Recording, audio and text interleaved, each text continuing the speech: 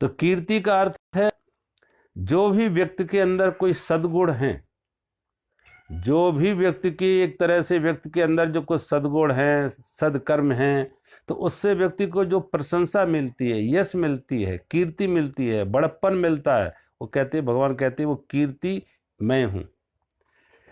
श्री जो है, श्री का पिता के रूप में दिखाया है कि ये भृगु ऋषि की पुत्री है, और श्री है लक्ष्मी, और लक्ष्मी का विवाह किससे हुआ? विष्णु से, नारायण से। तो भृगु ऋषि ने जब विष्णु को लात मारी तो किसको लात मारी? अपने ही दामाद को लात मारी। अपने ही दामाद की परीक्षा ली कि कितना क्षमा है भृगु ऋषि ने। तो श्री का अर्थ है जो संपत्ति है, चल अचल जो भी संपत्ति है, भगवान कहते वो श्री है। वाक माने वाणी, के व्यक्ति अपनी वाणी से जो अपनी विद्वता प्रकट करता है, जो उसका मान सम्मान उसकी वाणी से होता है, वो वाणी किसकी है? वो ब्रह्मा की पुत्री को बता गए, ब्रह्मा की।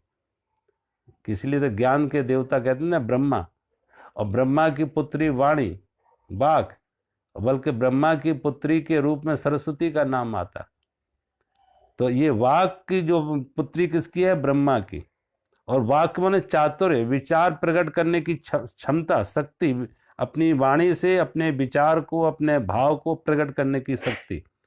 स्मृति का है व्यक्ति की जो याददाश्त है। अब एक व्यक्ति थोड़े समय बहुत कुछ याद कर लेता, और आज से 20 साल 50 साल बाद भी कोई घटना घटी, कोई नाम, किसी का नाम, कोई परिस्थिति और व्यक्ति याद रखता है, तो उसे कहते हैं स्मृति। उसकी याददाश्त बहुत अच्छी है। उस एक मेधा करने का अर्थ है कि व्यक्ति की सीखने की शक्ति बहुत तेज है। कोई व्यक्ति सीखने की जो उसकी शक्ति है वो बहुत तीव्र है। एक व्यक्ति बहुत जल्दी सीख लेता है, एक थोड़ा देर में सीख पाता है। तो जो जल्दी सीखता है उसका अर्थ है उसकी मेधा शक्ति अच्छी है।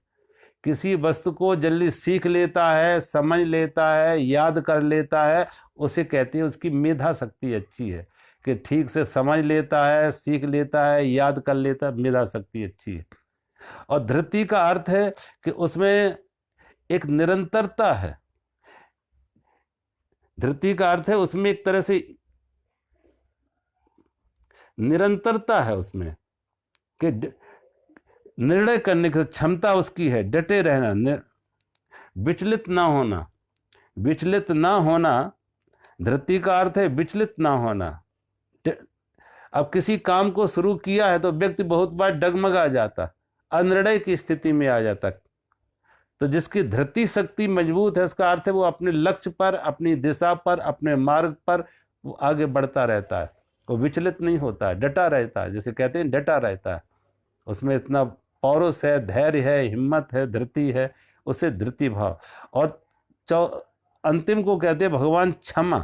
क्षमा का अर्थ है कि किसी से कोई दोष हुआ, अपराध हुआ, यद्यप उसमें दंड देने की शक्ति है, उसमें दंड देने की शक्ति है, लेकिन फिर भी वो, उसके अंदर उदारता है, भाव है, वो दंड ना देके क्षमा कर रहा।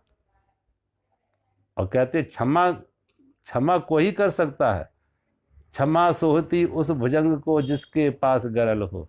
क्षमा सोहती उस भुजंग को जिसके पास गरल हो, उसको क्या जो विषहीन दीन सरल हो। रामधारी सिंह दिनकर की पंक्तियां हैं कि क्षमा सोहती उस भुजंग को जिसके पास गरल हो। आपने केंचुए पर पैर रख दिया, केंचुए पर पैर रख दिया, और केंचुआ ये कहे मैंने तो तुम्हें क्षमा किया, हमने काटा नहीं, हमने तुमको क्षमा किया, तो बेचारा केंचुआ करता भी क्या? क्षमा ही कर सकता था, वो कमजोर है। लेकिन अगर कोई विषधर नांग, काला विषधर नांग पे पैर पड़ जाए और वो ना काटे, इसका उसने क्षमा किया। तो क्षमा सोहती उस भुजंग को जिसके पास गरल हो। उस विषधर नांग को क्षमा शोभा देता है जिसके पास गरल हो, जिसके पास जहर हो। केंचुआ बेचारा क्या क्षमा करेगा? इसलिए क्षमा की शक्ति उनके लिए है जिनके पास दंड देने की सत्ता है, तो वो क्षमा की शक्ति उसके पास, क्योंकि उसके पास दंड की शक्ति भी थी। अब जो वैसे दीनहीन सरल हो, विषहीन हो, दंतहीन हो, उसके वो क्या बेचारा करेगा? जिसको दंड देने की शक्ति ही जिसके पास नहीं हो। तो भगवान कहते हैं लेकिन उन बलवानों में सबल लोगों के पास शक्ति है दंड देने की, लेकिन फिर भी वो भगवान कहते वो क्षमा की शक्ति मेरी है। तो कीर्ति, श्री, वाक, स्मृति, मेधा, धृति, क्षमा, भगवान कहते ये सब मेरी शक्तियां हैं। यद्यपि इन्हें दिखाया गया कि ये जो है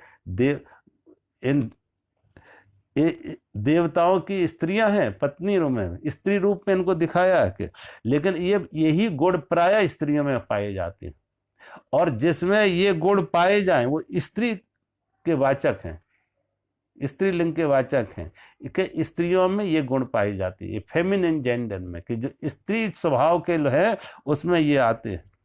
और ये शोभा है किसी पुरुष में भी अगर ये कीर्ति है, श्री है, वाक है, स्मृति, मेधा, तो उसकी सम्मान होता है। तो ये कोई मतलब स्त्री वाचक है, लेकिन ये नहीं खाली स्त्रियों के लिए, पुरुष के लिए नहीं, जिसमें ये हो उसकी शोभा है। स्त्रियों के पास हो, पुरुष के पास हो, जो जिसमें ये सद्गुण हो वो उसकी शोभा है, वो उसका सम्मान है। तो आज मैं यहीं विराम करते हैं। मेरा सभी को प्रणाम। हरि ओम।